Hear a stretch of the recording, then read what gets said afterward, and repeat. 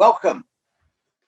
My name's Steve Judd, professional astrologer, and I'd like to introduce you to my friend, colleague, and fellow astrologer, Noah Sabulia. Say hi, Noah. Hello, thank you for having me today here, Steve. It's a pleasure to be with all of you. So, before we start, I'd just like to ask everyone, please, and I will be repeating this 2 or 3 times in the next 10 minutes as more and more people join. Please, will you all make sure your microphones are muted? This is important. So, we're looking at Saturn and Uranus and the square between Saturn and Uranus. And between us, we've done quite a lot of research in the last few days, in the last week, and we've got some stuff which we think will be interesting. I anticipate this workshop will run somewhere between an hour to an hour and a half long, and then there'll be questions and comments. And we'll field some of them during the workshop, and those we don't field in the workshop, we'll deal with after the workshop before we log off and say goodbye. So, Saturn in the sky is in the sign of Aquarius. Uranus in the sky is in the sign of Taurus. I think, first of all, we need to do a basic 2-minute explanation of what these planets actually mean in both their own individual nature and what it means to have them in the signs of the zodiac. Saturn is the furthest most planet we can see with the naked eye. Therefore, it deals with boundaries. It's made of gas, but its gas is so cold that it's frozen into crystals of ice that compact in, giving a sense of density and gravity. And Saturn has rings around it, of course. So Saturn is seen as a planet of limitation and restriction. When older, generally, at least not until 2930 with the Saturn return, and often not until the mid-40s at the Saturn and a half return, Saturn stops being the planet of limitation, restriction, frustration, authority, and instead becomes the planet of structure, boundary, discipline, hard work, living within your own boundaries as opposed to those pushed on you by others, and success, as long as you do it the hard way. Uranus brings change. Change can be disruptive, chaotic, dramatic, sudden, unpredictable. It can pull the rug from underneath your feet. It can send everything spinning. It can be chaotic. Change can also be stimulating, innovative, exciting, fun, and adventurous, with words like independence, freedom, and liberty. Saturn is currently in the sign of Aquarius, which in modern astrology is ruled by Uranus. It used to be ruled by Saturn before the discovery of the outer planets. Uranus is in the sign of Taurus, the sign that's most commonly associated with value, asset, possession, materials, and one's attitude and attention towards these particular facets of life. When you look at the mythology of Saturn and Uranus, according to the most popular version of the Greek myths, Uranus was the sky god who mated with his sister Gaia, the earth goddess, gave birth to a race of titans.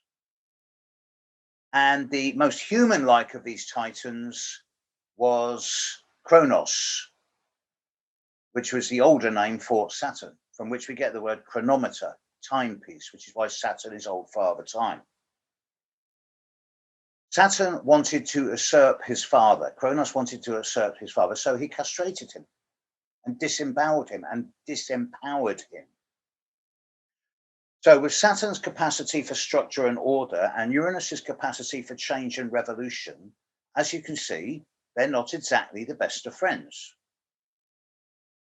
But to have them square to each other for a year over 2021 is going to bring a pretty strong degree of tension and irritation. And we're going to have a look at and see how this is likely to manifest both individually and collectively over the coming year. Have I missed out anything, Noah, so far? Sounds good. Sounds like a good start. Okay. Saturn in Aquarius. Saturn's in each sign of the zodiac for 2.5 years. So you can't really say that because I've got Saturn in Aquarius, I'm like this. It's a generational influence. But Saturn's concepts of structure and order is working with the idea of Uranus's attributes such as community, hopes and wishes for the future, and the larger scale community rather than individual communities or isolated communities. So it could be said that Saturn here is trying to both bring structure into the idea of the larger community and to a certain extent put the brakes on. And well, so far the internet's been the real Wild West, and perhaps Saturn in Aquarius is going to bring a little bit more structure and order into it. Whereas Uranus in Taurus is changing the way we consider our values to be. Just since Uranus and Taurus, the rise of cryptocurrencies, just as one example, and the changing attitudes to things that are of value and worth. Just in the last year, since the pandemic, more and more and more people seem to be getting involved in the esoteric, the quasi-spiritual, and particularly in astrology. So perhaps these are symbolic of the Saturn-Uranus square and the changes that are going on. But perhaps we need to look at certain specific things. So what are the effects of Saturn square Uranus? Saturn started squaring Uranus properly, exactly, about a week and a half ago. And it's going to continue exactly through to the end of this year. But as we will show, the after effects of this are going to continue very specifically through to the end of 2022. And there are going to be certain dates that are going to really jump out. But in the last few weeks, we've seen a few classic examples of Saturn and Uranus being square to each other already. The first thing that comes up for me, I think, is the looking at about 2-3 weeks ago, the Gamestop phenomenon. That caught me a little bit on the hop. You know more about this than me, Noah? Yeah, I know a little bit about it.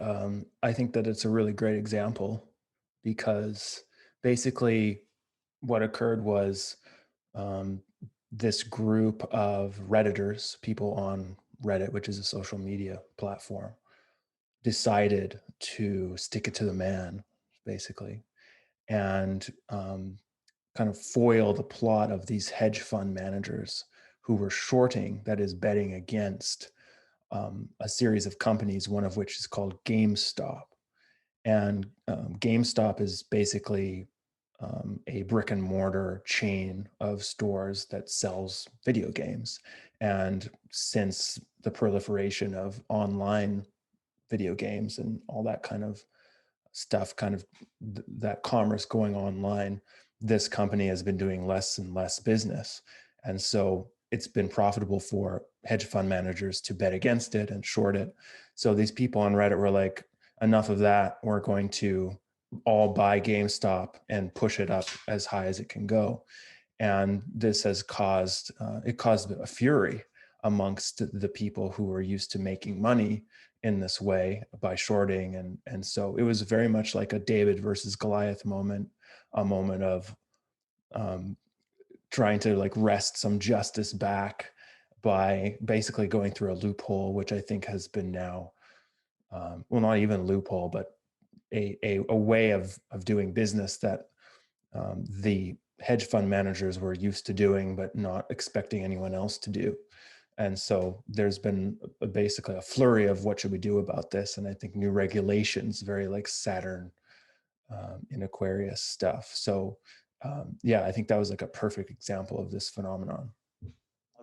I was talking to someone just a couple of days ago about this, and I was saying, yes, it was great while it lasted, but in reality, now that the hedge fund managers have regained the initiative, it seems that most of the hedge funds have reclaimed their losses, except for one very big hedge fund, which has lost a hell of a lot of money. Mm. But it does seem to show the power of the little person when they act both in community and with spontaneity. There's also, it's not just, of course, the Gamestop phenomenon.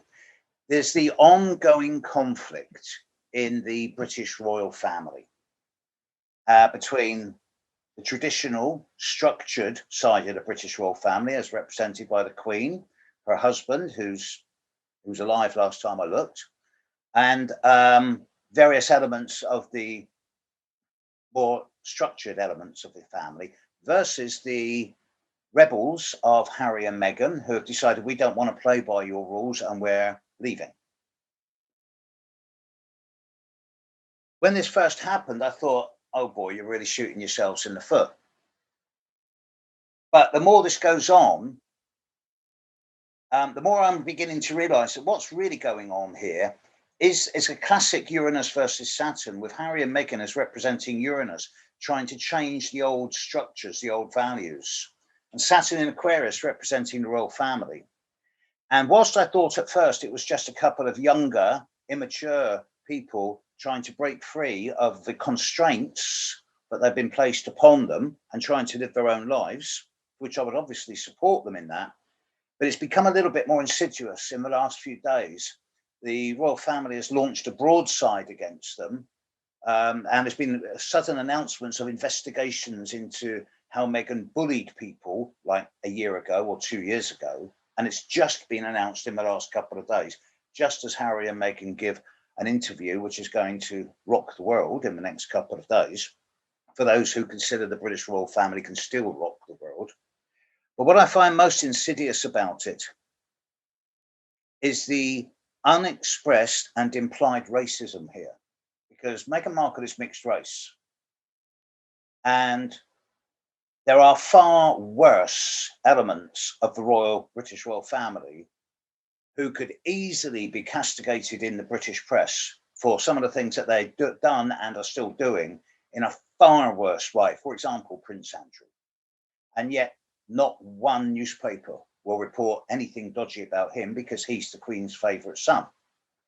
Whereas Meghan Markle and Prince Harry are outsiders, or they are now, and there's also the race element, so they're easy picking. So I find the whole thing really contemptible, but at the same time, classic example of Uranus versus Saturn, and with difficulties on both sides. Both sides have their same story. We could add to this by looking at how, just in the last couple of weeks, the Australian government has taken the side of the old established print press and the old established news broadcasters and started trying to charge the big tech companies fees for reporting their news. And at first Google and then Facebook kind of backed down so far and said, all right, we will compromise and pay you something. But this is only the opening broadside, you can be sure of this. And the old behemoths of the old print barons and the old print presses and the old news broadcasters versus the new emerging technological global corporates. This is a fight that no one's going to win. It's just going to get messier and messier. And we are seeing perhaps the beginning of the breakdown of a lot of old structured boundaries with regard to not only corporations, but perhaps countries as well. But then this is the emerging future. Other examples of Saturn Uranus, there's just been an announcement in the last week or two about from people like HSBC and Goldman Sachs about how as soon as the pandemic is over, they want all of their staff to come back and work in the office so that they can keep an eye on them, train them the way they want them to, and regulate what's going on in the banking world. Whereas people like Apple and Google are saying, no, you can stay at home and work, but we won't pay you as much. Then, of course, something that's very topical at the moment, and it's very different in every country in the world, the vaccine and the resistance, whether you're going to have it or not. And it's a personal, where I live, it's a personal choice. Other countries, it's not quite so easy. Some countries are dead against it. Germany, France. Other countries are really pro it. Britain, Israel. What's it like in Canada, Noah? Kind of depends. But I was thinking about this square in terms of vaccines and the idea that the body itself, or the definition, or the protection, or the, I guess, vaccine hesitancy as becoming revolutionary. And that makes me feel like Uranus and Taurus. It's like the fleshy, the sense of being safe, the sense of being in one's own embodied sense, that almost becoming revolutionary to try and stay within against the increasing forces of the future. So it where I live, it really depends on what community you're a part of. Some people are very polarized one way and some the other. So Okay. This is an ongoing phenomena, and it's not going to be resolved quickly, that's for sure. This is going to run and run. These are just examples of a Saturn-Uranus square, but it's never quite so simple as just the little people versus the big people, the individual companies versus the larger corporations. And this is the paradox of having Saturn in Uranus's sign, because Aquarius is quite libertarian, whereas Saturn wants to bring a degree of structure and order into life, whereas Uranus is very radical. But Taurus is not given to easy change. Taurus is known as one of the more stubborn and resilient signs of the zodiac. So there's always this paradox. It's never quite clearly defined sides in every story or in every argument here. So to a certain extent, it could be said this is progressive versus conservative. But Saturn in Aquarius could be seen as both progressive and conservative, as could Uranus and Taurus. So what can we actually expect from this in the future, both collectively and personally? I don't know. I've got my own ideas on that. What's your take on this, Noah? Well, there's a lot to say. Yeah, I mean, I think there's real tension around right now, and it's a tension between structures, the need for new structures, people trying to innovate whatever structures are holding us all together in society, in terms of health, in terms of the economy, in terms of just our shared values. There's a sense of like we're trying to innovate something that's going to actually work for the future, and it depends on your personal political stance about what those are actually going to be and will they work. So there's this whole sense of like we need to make something new happen in order to like deal with the chaos, and at the same time there's a real sense of, is that really the right way to do this? Are you taking more control than you should be? So it's a tension between the need for new structures, and also is that change right for us? There's battles over like progressivism versus conservatism, and like you said, Steve, it's a bit uncertain which of these archetypes is playing which role, because they seem to go back and forth, with Uranus and Taurus simultaneously being about the revolution, but in Taurus it's like very much about like homegrown values and being cautious and being slow. So it can be a very confusing time as we're looking ahead to what we might expect. But that's kind of like my initial thought about, like, just as an overarching thought, what's going on right now and what to expect. Obviously, there's tons more to say, but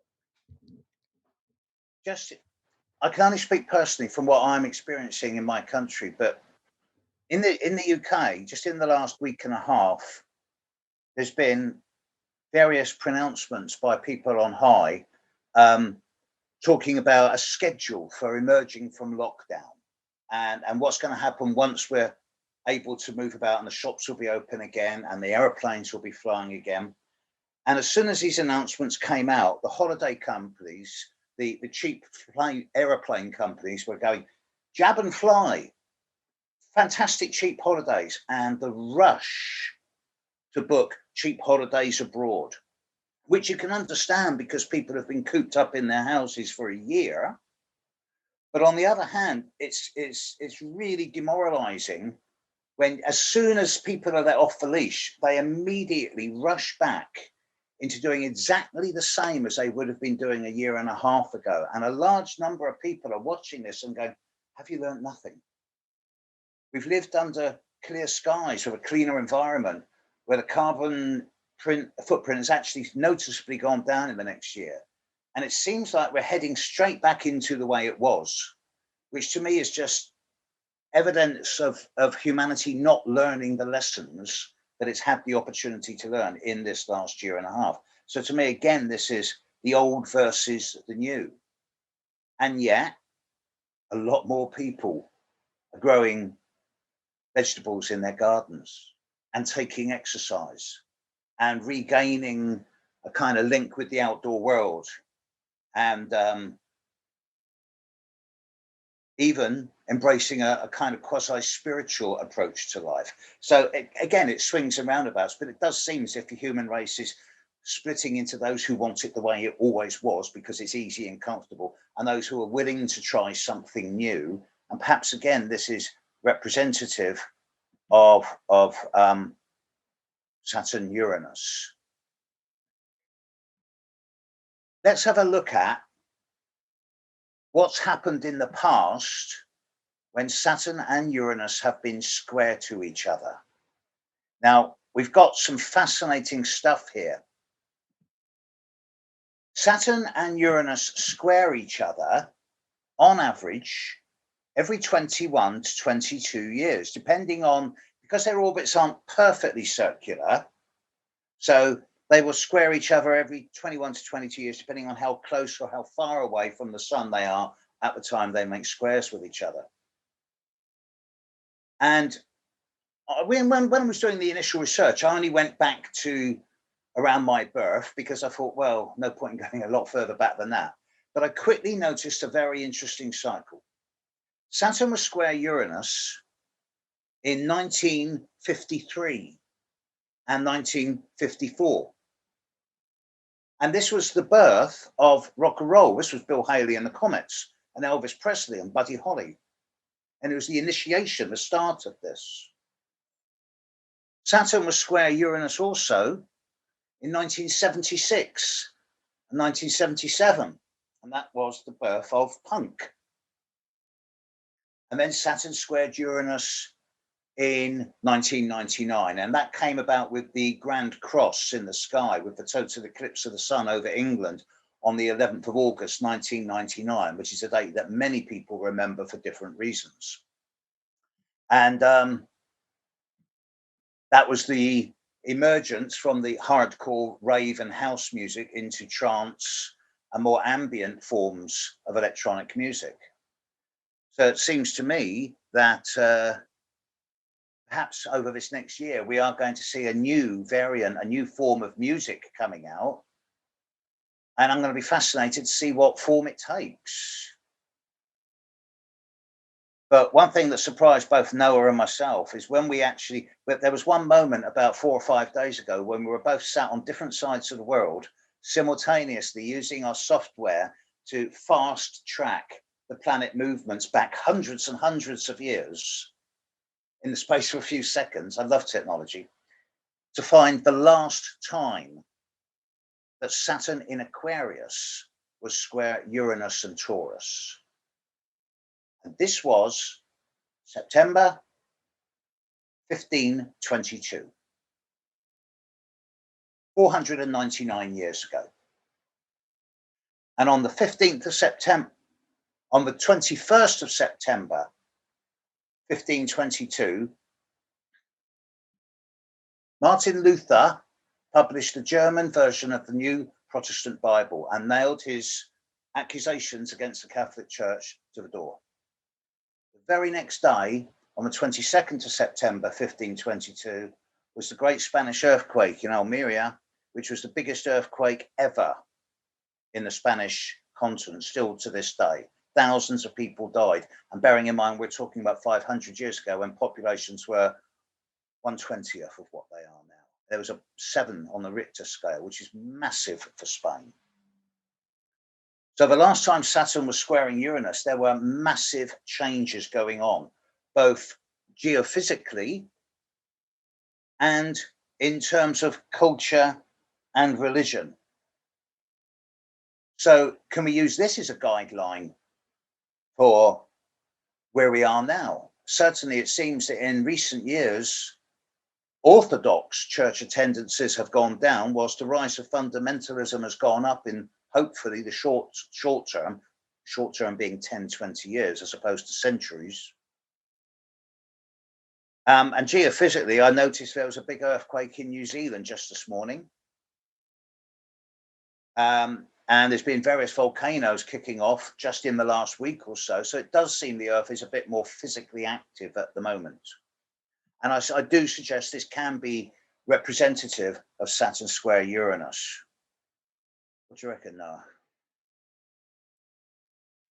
Yeah, it sounds about right. I think that right now we are facing kind of new ideologies. I think that at that time in the 1500s, ideology and the sense of what is faith and what is religion obviously was going through a massive change, and that is the same now, except that I think that we are seeing that in new forms. There's a lot of political and social political ideology around the virus, around what is actually happening, and so much is being cast into doubt because of the different polarizing ideas or ideologies around what is happening, as well as just in the sense of the fact that people are less and less interested in traditional ideologies and wanting to associate or even create new ones. So we're definitely seeing the birth of and the revolution of belief, and are kind of structuring ideas of how we should all live together as humanity. That would be like the Aquarius bit. But yeah, I definitely see parallels back to that. I think we're beginning to see a true schism, if you like, much like 1522. And Luther was rebelling against the Catholic Church primarily because the priests of the Catholic Church, all the way from the lowest village preachers up to the Pope himself, were soliciting favors. They were receiving money for blessings. And Luther really rebelled against this as what he saw as the corruption and the perversion of religion profiting out of poorer people. But that hasn't changed much in the last 500 years. But I do suspect that we're going to see ever more of a decrease in conventional religion and a much greater development of people's own interpretation of their own relationship with the divine and with spirit, however they choose to see it as being. Some people may call it God or Buddha or Allah, others will call it the universe, others will call it spirit, call it what you like. I'll call it the upstairs department. So it seems that there is this unstoppable change towards a new relationship with spirituality coming out of this, but it has to be at the same time based in the here and now and with at least 1 foot solidly on the ground, because Uranus and Taurus will not let us just drift off, as perhaps has happened 50 years ago, 60 years ago with the counterculture revolutions of the 60s and 70s, where we were just truly involved in thinking that we could remold the world. Whereas now it's more a case of let's not remold the world, but let's upgrade it, perhaps. Uranus is pushing for freedom and revolution, and it's stirring up all manner of chaos and uncertainty. And I'm quoting Noah here. While Saturn seems to maintain stability through order and control. And this can produce tension and crises within the individual and within society.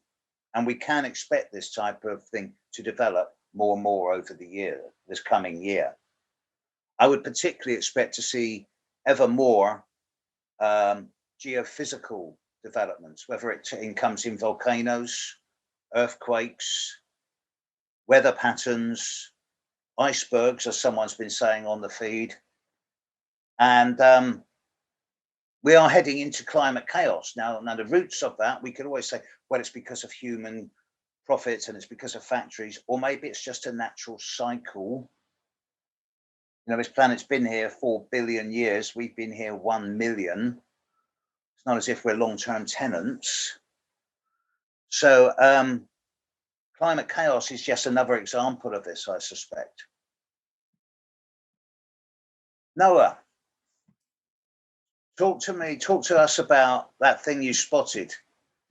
When I was looking at this, I was saying to Noah, yeah, but this is a 2021 phenomena. And he said to me, have you seen the eclipse of the full moon on the 8th of November, 2022? And I just looked at him and I went, oh my God. Talk to us.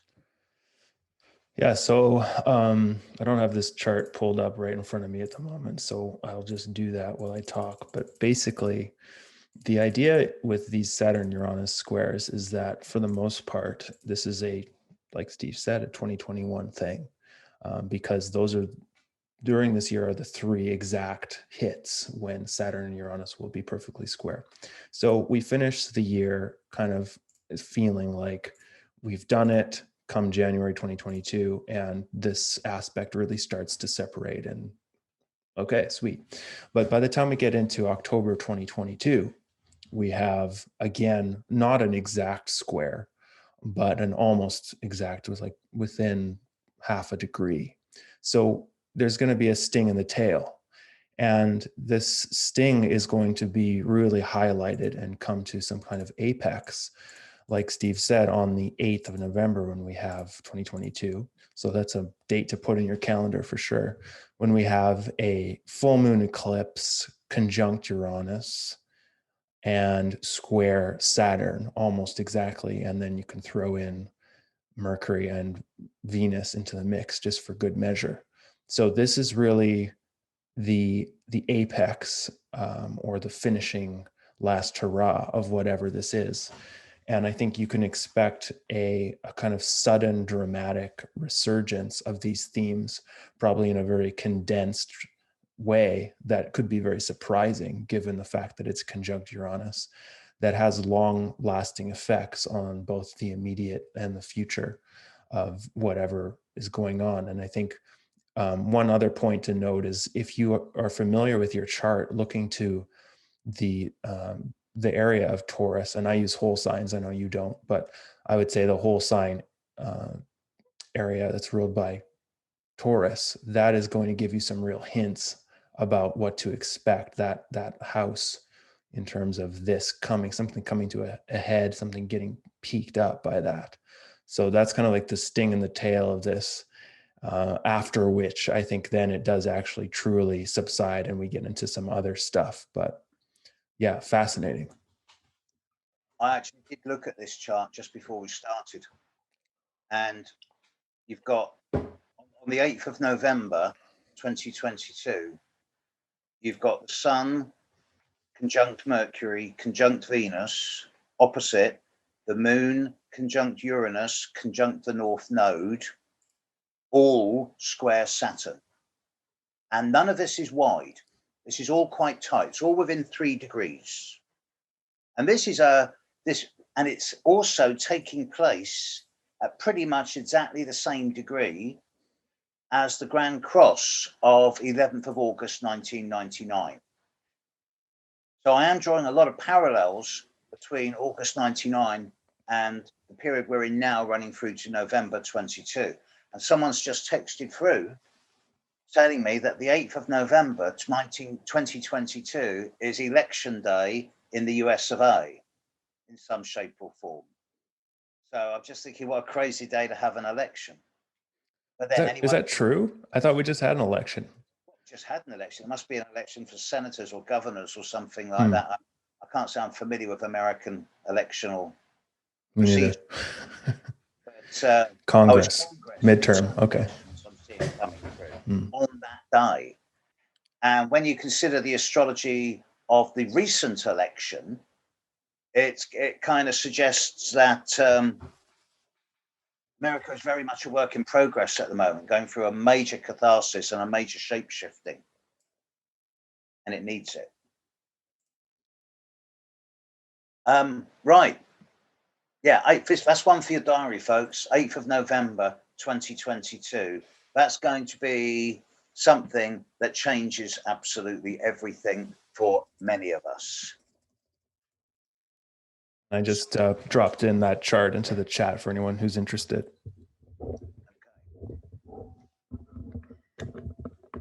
So let's look at how the Saturn. We talked a lot about the Saturn-Uranus square in 2021, but this is modern. This is now. This has just really been biting in the last week or two. Whereas over this last year, we've had some really intense astrological events.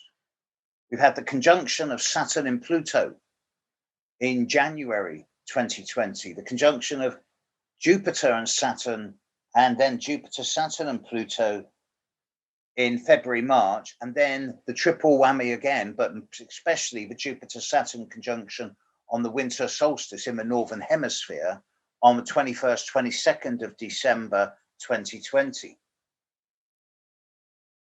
But these were conjunctions, and they were all in the sign of Capricorn, although the last one was on the cusp of Aquarius. So I suggest there's a very different meaning there. I suggest that these conjunctions in Capricorn, which, okay, symbolically, they represented the emergence of the virus and the fact that the virus spread around the world. It was a true pandemic.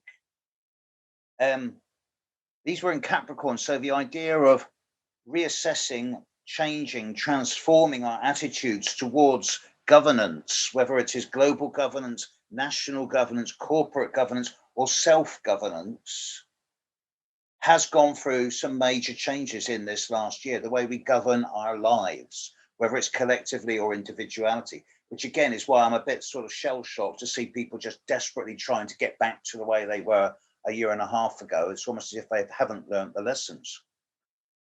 But this was in a cardinal sign of Capricorn, an earth cardinal sign. So it's about the practicalities and the actions of life that need changing. The Saturn-Uranus square is in fixed signs.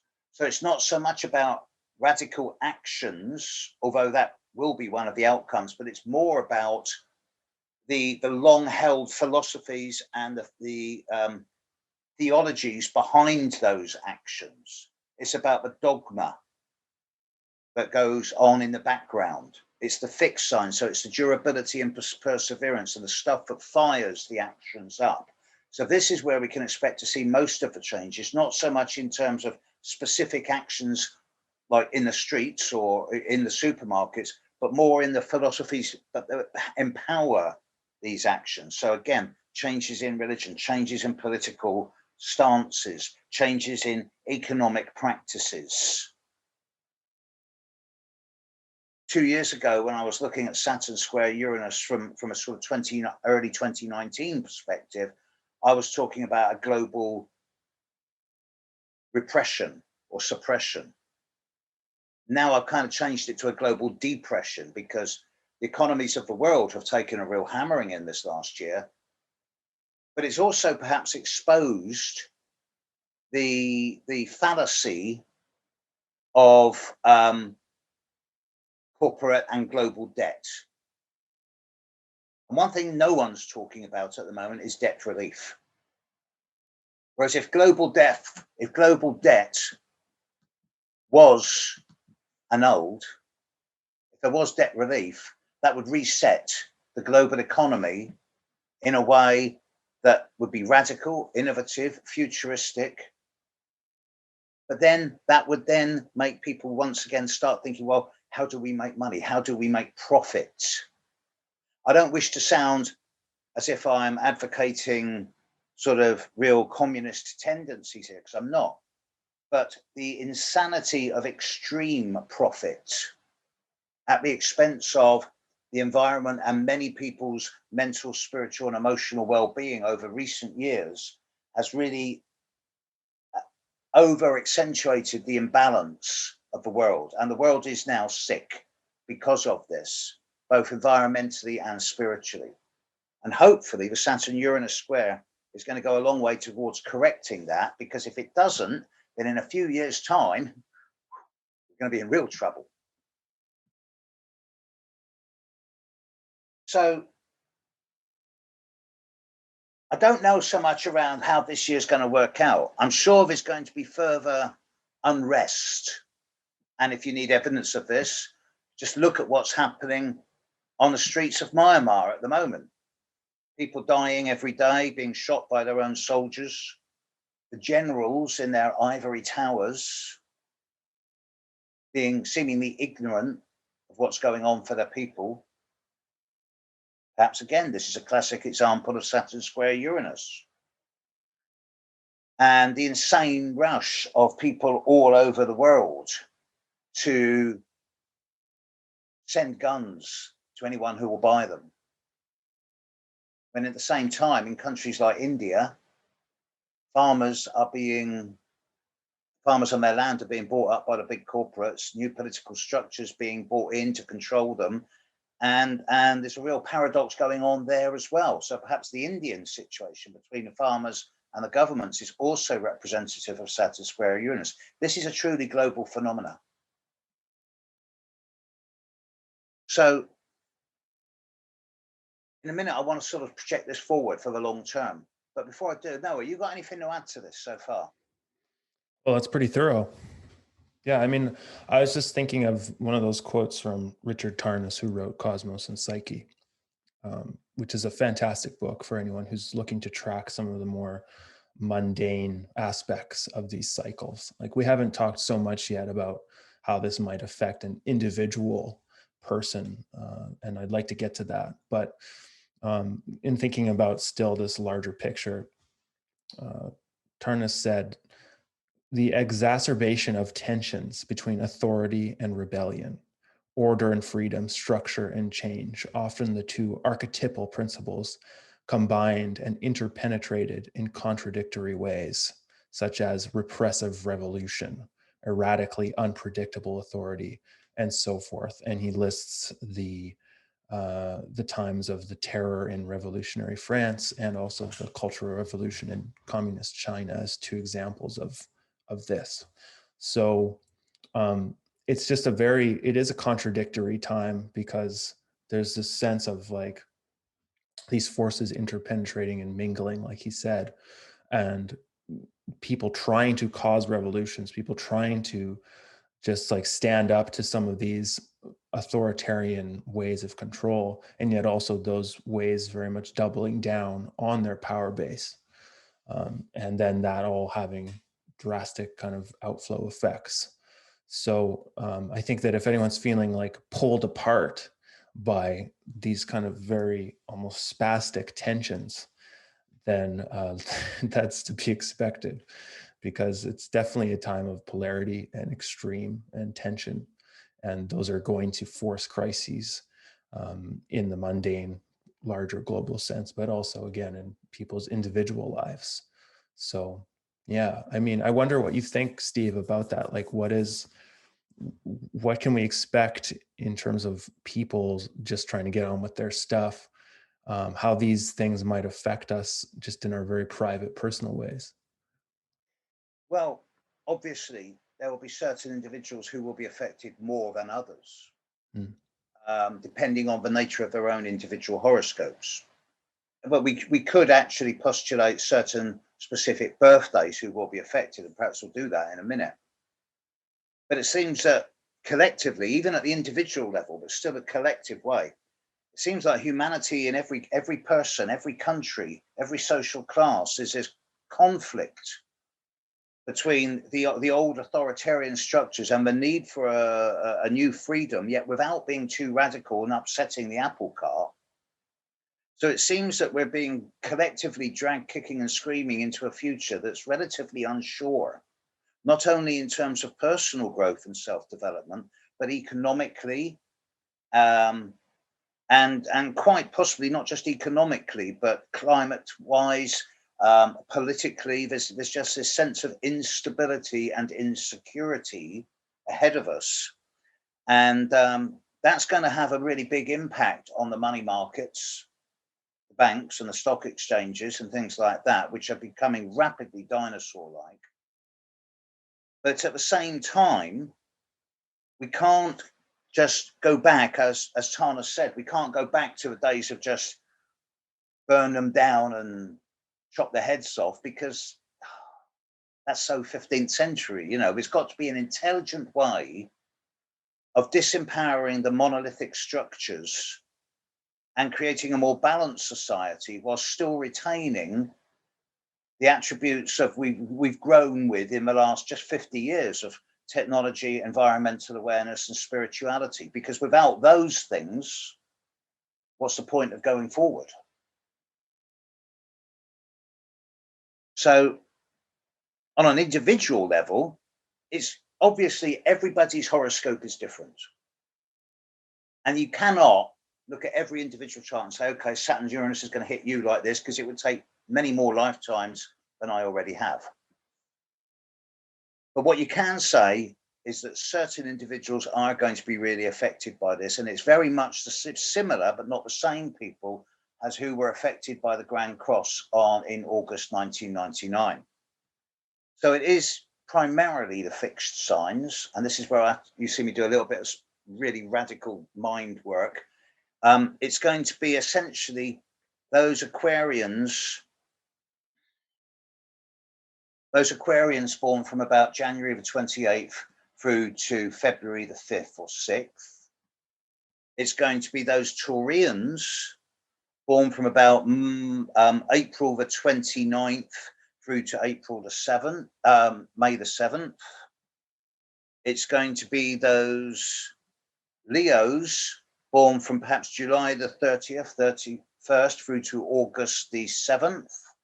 And it's going to be those Scorpios born from perhaps October the 30th, October the 31st through to November the 6th, 7th.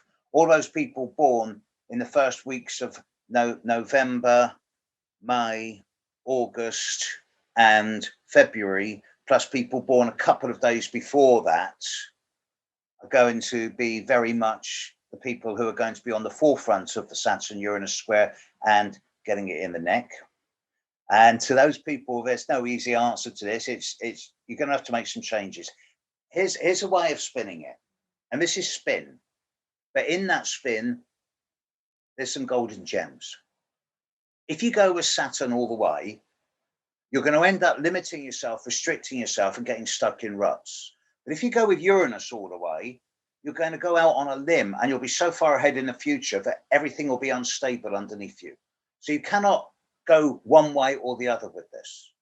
But perhaps there's a case for bringing a bit more self-discipline, patience, perseverance, and structure into your more chaotic and anarchic sides, whilst at the same time revolutionizing your limitations and changing your personal boundaries from concrete and steel into transparent rubber and elastic, so that you end up bending the rules instead of breaking them.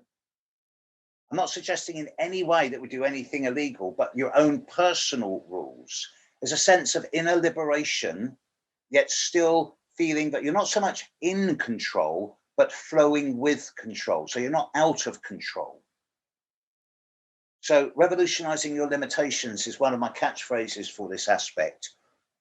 And individually, the more we stretch our consciousness and expand our minds to be able to take on ideas that previously would have been anathema, then I see perhaps this is a way of moving forward. But, we're 21 years into the next millennium. If we aren't coming up with something new soon, then I'm not that hopeful for the long term of humanity. I mean, I do expect quite a lot of volatility in the markets. I think the Gamestop phenomenon, the hedge funds thing, was just a shot across the bow. And going back to what we've previously said about the Australian thing with the old press versus the new media, with the royal family stuff, with the stuff that's going on in India with the farmers versus the government. None of this is going to go away. It's all going to continue and probably develop more and more. And Noah turned me onto a really good phrase earlier today about something that being a European, I'd never heard of. UBI. It's, what is it, Noah? Universal basic income. Universal basic income.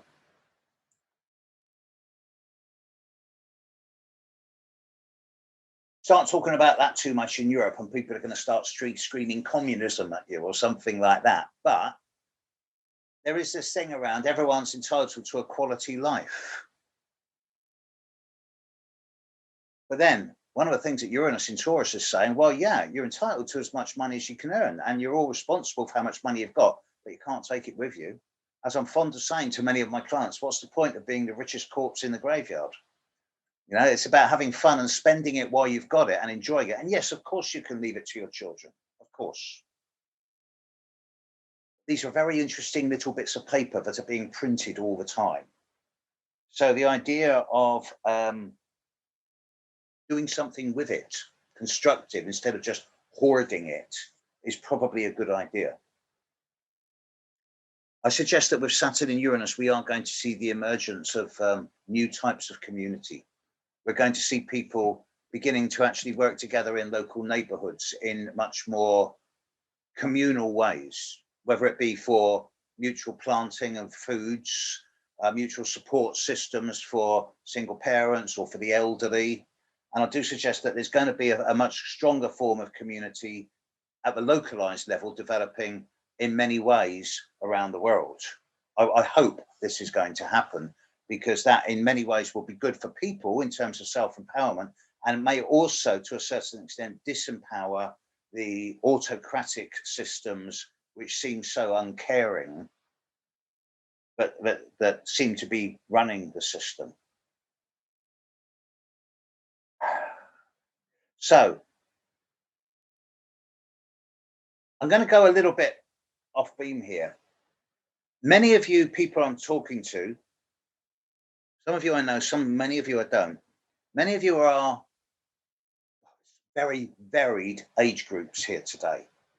There's people who are young, which to me means under 30, and there's people who are 10, 15 years older than me, and I'm in my mid-60s.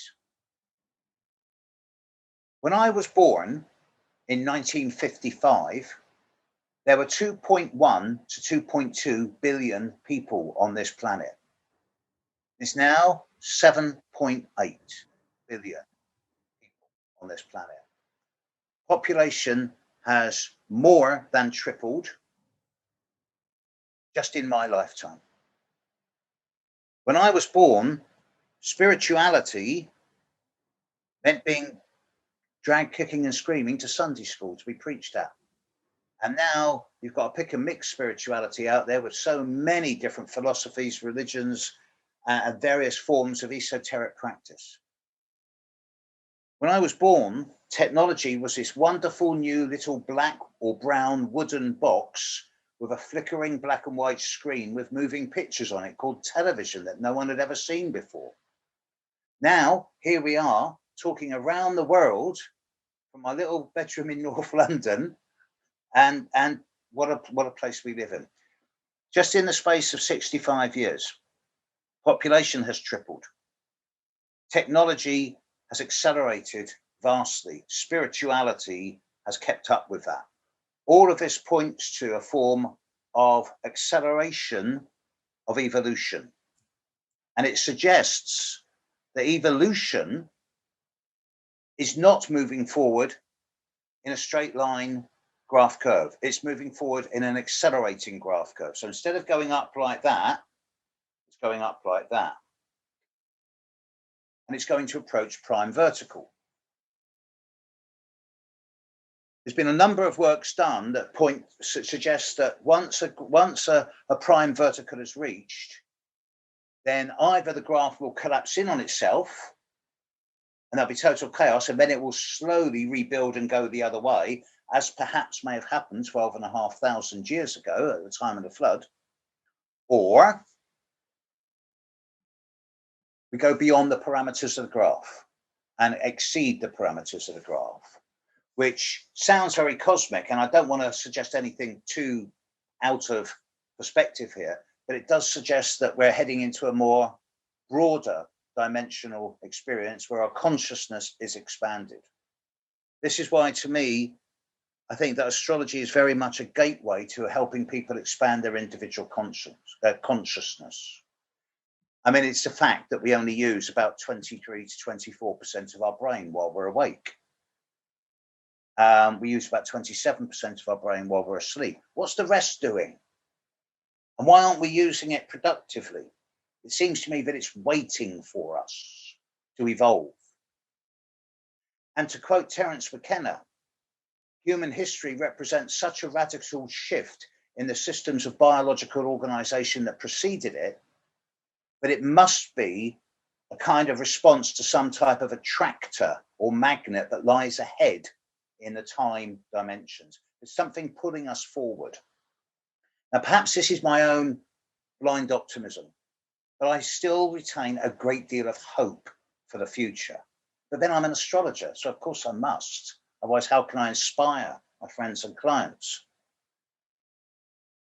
But I think the Saturn-Uranus square is very much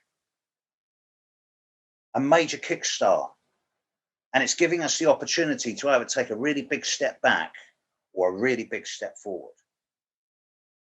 But the thing is, this is not one of those ones that says, well, okay, try it this time. And if you don't get it right, we'll give you another chance in a few years' time.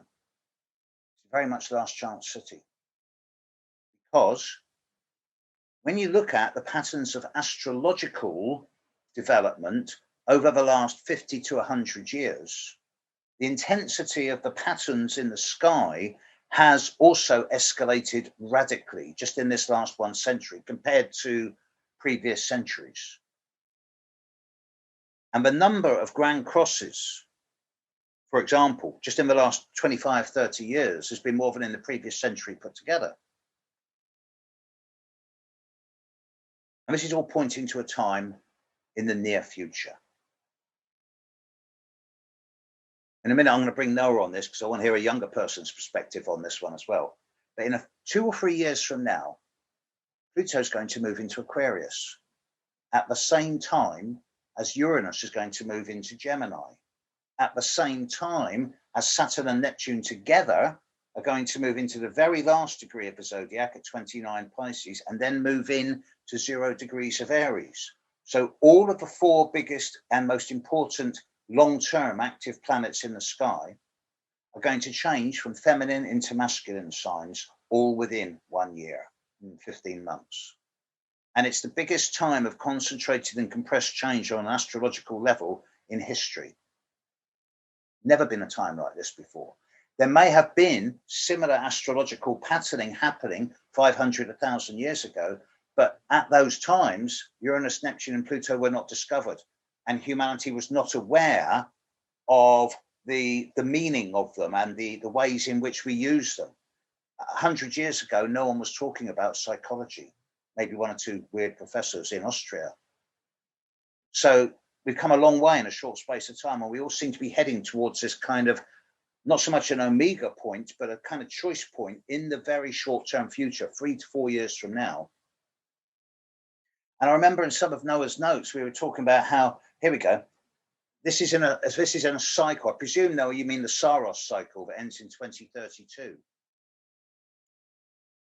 I'm just talking about the cycle that we began with Saturn and Uranus in 1988 when they conjunct at the end of Sagittarius. And then, interestingly enough, in 2032, they conjunct on the exact opposite side of the zodiac at the end of Gemini for the next cycle. So this square that we have right now is basically the waning square, or the 3rd quarter square from that initiatory point that we had at the beginning of in 1988.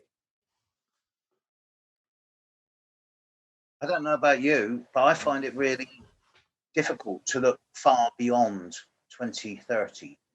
There's never been a time. I've always been looking at, even 25, 30 years ago when I was looking at the ephemeris, I was looking forward to 2000 and 2012. and 2020.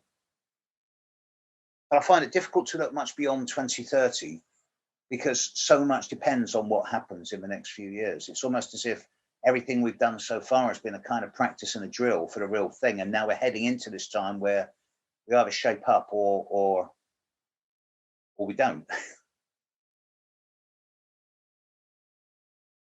You got any ideas on what that big movement of the outer planets into the masculine signs in 4 years time is going to mean?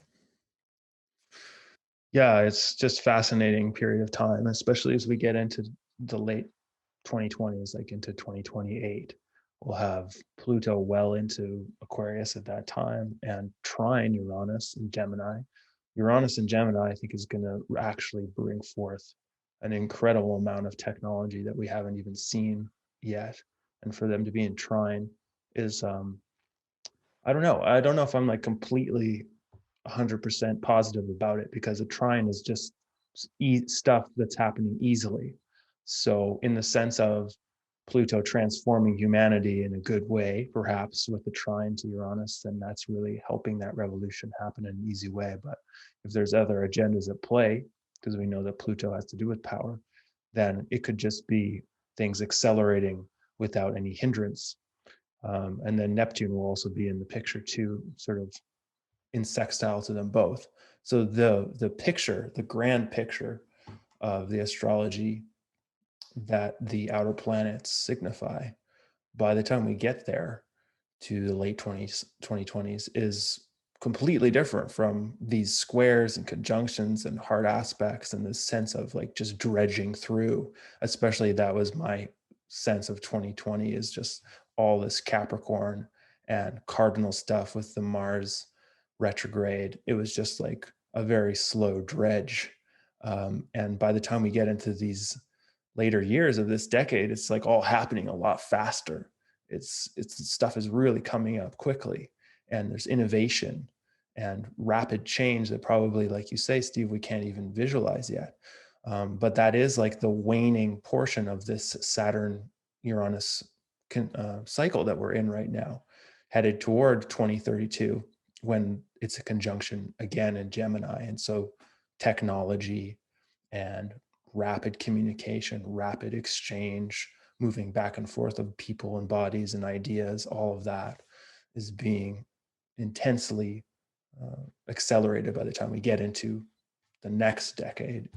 But between now and then, between now and say 2024, 2025, we still are underneath sort of like this old soup, the soup of the old and the new. And there's a lot of tension in there. So, yeah. Trying to push through rubber walls at the moment. Yeah, totally. When with Uranus moving into Gemini, I suspect not only will we see an acceleration of a technological innovation, we'll probably see the major development in artificial intelligence, which to some people is really exciting and to others is quite scary. Pluto at the same time moving into Aquarius is going to transform our concepts of community, both at the global, more at the global as much as at the local level. And Saturn and Neptune both moving into Aries at the same time is going to really raise a very interesting question amongst all of this new technology and this new community around individual human rights. So perhaps the rights of the individual versus the needs of the collective. Well, that was the theme for the Uranus-Pluto square of a few years ago as well. This is going to become ever more of a ongoing theme, and it's going to be a fine balance if we can manage to do that over the coming few years, I think. Tell you what, though, one thing's not going to change. That's the interest in astrology worldwide is going to continue growing and accelerating. And I would personally love it, and I think there's a good chance of it happening, of astrology becoming far more of a common language worldwide. I remember 30 years ago saying, on my gravestone, I wanted to read, he wanted astrology to be taught in schools. And now here we are now, just teaching, putting astrology out into the world. And it makes me think, well, astrology is really riding the wave of this emerging revolution of consciousness. So it's a perfect fit for it. Yeah, I think that especially over the past decade, I don't know if I would attribute Neptune and Pisces to this, but and more recently, probably with the square between Uranus and Saturn, just out of necessity, people need to make sense, to do sense making in ways that are less left brain, less linear, less, for I don't know, lack of a better word, masculine, and more holistic, more intuitive, based on a system or systems that are symbolic, that take into account the unconscious, the deep psyche, the soul. These are all systems that are helping people to make more sense of the changing landscape, to move through it with more grace and efficiency, to be more compassionate too. That's what astrology can help us do. And so I think that we can definitely expect this to become more and more of a thing. I think that it's interesting. The people who've picked this up have been the people who had Saturn Uranus conjunct in their birth charts, aka the millennials. The millennials are responsible for astrology taking its acceleration and arguably being in the best shape it's been since the Islamic Golden Age, when you had in Baghdad, basically a bunch of astrologers and philosophers all coming together and accelerating this state of the art. We haven't seen that happen, or this kind of acceleration in astrology and these ways of thinking, these languages of symbology since then. And I think it's because of Saturn Uranus in that initial seed point at the end of 1988 and into 1989 with the millennials, and that whole generation were like pushing it forward. So yeah, I think we can expect it to keep going, which I'm stoked about. Interesting point there, because 1988, 1989 was not only the Saturn-Uranus conjunction, it was a Saturn-Uranus conjunction conjunct Neptune in Capricorn. We've had all these big conjunctions in Capricorn over the last 30 years, more so than in every other sign put together. Capricorn is the sign of government and world and the way we structure our world. So there's something going on here about the way the world is transforming and regenerating. And if astrology were taught in schools, within 2 generations, we'd see an end to warfare and probably religion as well, because everyone would know each other and themselves so well. We'd have a psychologically very mature, stable planet. Now, that's just a flight of fancy at the moment, but what a lovely aspiration, I think. I'd love to get astrology taught in schools. So to me, that'd be the single best way of transforming this planet. But, can you see our politicians taking that one on?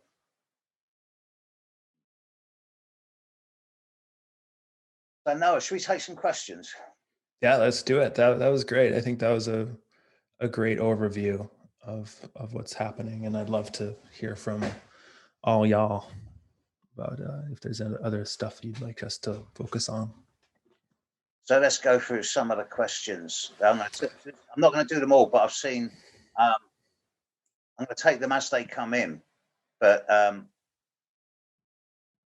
is it a revolution? Is revolution a return to homegrown values? I hope not. I like the idea of homegrown values, but we need an upgrade to them. We can't go back to the way we were. It's got to be an upgrade, because otherwise, what's the point? If we're not moving forward, if we're not evolving, without evolution, we enter a position of entropy, which just leads to decay. And that's happened with previous species on this planet, and they've been wiped out.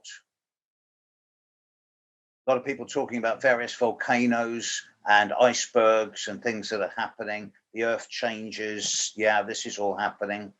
The idea of the inequality of financial imbalances in the world, particularly around corporations and taxes is something else that we've not really looked at.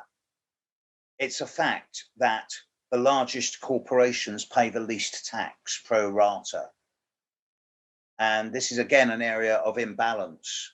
But then they wield so much power that it's always been like, oh, they can get away with it. And I wonder how much longer this imbalance is going to last before something is done to either bring them to heel or where they collapse under the weight of their own, I don't know, superiority. I don't think it's possible for especially the giant tech companies to keep growing and evolving as they have without encountering some type of massive backlash and being held accountable a lot more for the stuff they do and the stuff they put out there in the world. Accountability, I suspect, is going to be a word that's going to become much more of a buzzword over the coming couple of years.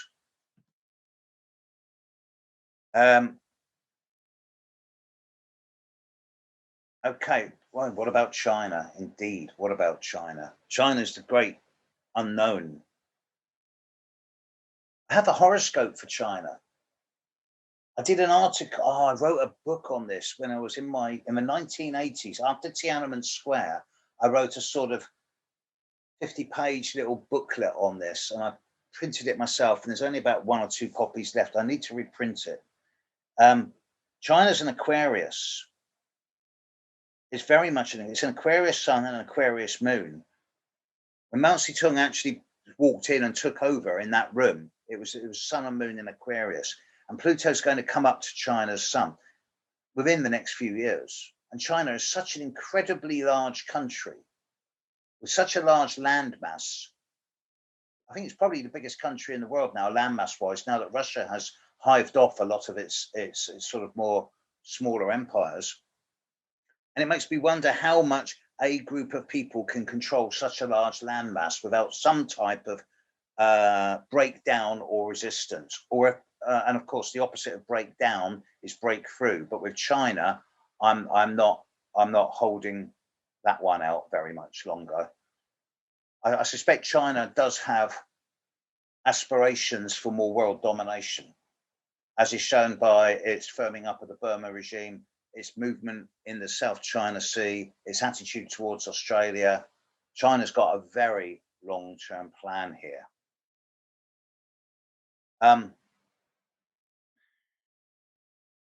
It's an interesting one. What about Elon Musk? He's in England we have this little food called Marmite. You either love it or you hate it. And Elon Musk is a very Marmite character. You either love him or you hate him. On the one hand, he's going to be filling the sky with satellites. On the other hand, he wants to put people on Mars and find a place where humanity can expand into.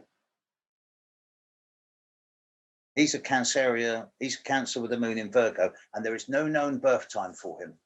No one has been able to find out his birth time yet. If anyone knows it, please let me have it. I don't know. I think we're almost done. What's your summary of what we've talked about? So go on there. I'm going to throw you right in the deep end now. See, how can you summarize what we've talked about so far? About to get real.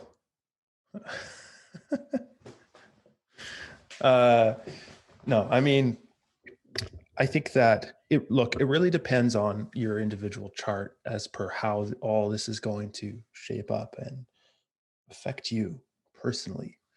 But you can count on the global sphere being affected in these ways that we've talked about today. The light and shadow of increased control, ideological possession, identity politics, the desire to create a structure in the future, Aquarius, that is based on a set of ideals that is both rigid, authoritarian, perhaps, but also futuristic, revolutionary, versus perhaps the idea of wanting to stay more centered in the body, in traditional values, in conservatism, and there being a real clash. I think the idea of clash is and just, like waves breaking on a huge set of rocks. That's to me how I'm thinking about this time. And it's really a wave that's preparing us and sort of upping the ante for these things that are going to come later in the decade. So it's a time of being incited forward to, as Steve said, revolutionize our boundaries and limitations, to be fast tracked, to allow ourselves to be accelerated in a very general sense, to come out of our old ways of being, but still to retain our embodied sense of truth and authenticity and right relationship. So it's a time of really walking the razor thin edge, and it's demanding, but that's what we have. I couldn't have said it better, Mister. Seems to me that the old is rapidly fading into the background. The idea of war, for example, as we've known it in the past, is just so ludicrous now. There's never going to be global war. It's all going to be fought on computers or drones or something like that. The ideas of the old political systems, land borders, national borders, will soon be a thing of the past, I suspect, within the lifetimes of many of us here tonight. And the idea of individuals becoming more self-determined, more individualistic within the confines of a community that they want to work and coexist with. I don't wish to be political here, but the idea of entering a more communal future where we coexist harmoniously with others and where there is as much a degree of barter and trade equally as there is commercial and economical development, seems to be a way forward here, de-emphasizing the excessive need for profit and greed, which after all is probably the root, to quote the Bible, of all evil. And of course, the emergence of a greater form of understanding of the esoteric and particularly the astrological. If there's one thing I take from this, it's that astrology has got a major, major role to play in the emerging consciousness revolution. And it's such a privilege and an honor to be an astrologer at this time in history. Such a privilege. And I think all the students here of astrology will also recognize the advantage that the study of astrology has given them when it comes to forming their worldview. I think that's a really good way to end this evening, don't you? Well said. Well, we have recorded this, folks. And we're going to put this on YouTube free of charge. And we hope you've enjoyed it as much as we have. We will be doing something like this again at some stage in the future, although no, I didn't know I was going to say that. And let's hope that, this is a bit more of a regular thing. Okay, well, thank you for attending. I hope you've all enjoyed it, and I'm sure we'll catch up again soon.